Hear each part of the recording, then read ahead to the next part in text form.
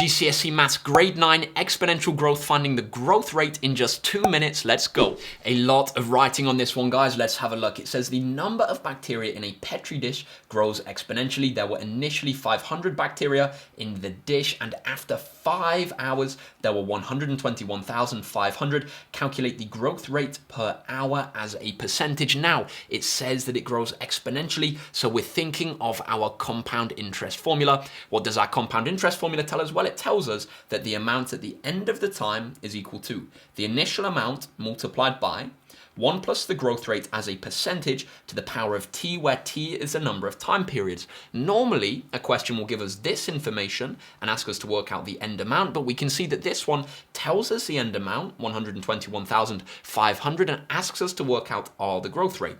What we're going to do is we're going to substitute in what we know and then rearrange it to find the value of r. So what can we say?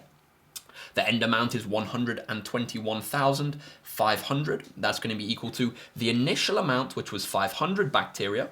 So we have 500 multiplied by 1 plus r, the growth rate, as a decimal to the power of t, the number of time periods. Here we have 5 hours, so our number of time periods is 5. Now we have an equation to rearrange to find the value of r. First step, let's divide both sides by 500, moving this one over.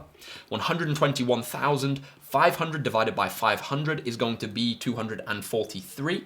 That's going to be equal to 1 plus r to the power of 5. Now we can take the fifth root of both sides to move this power of 5 to the other side.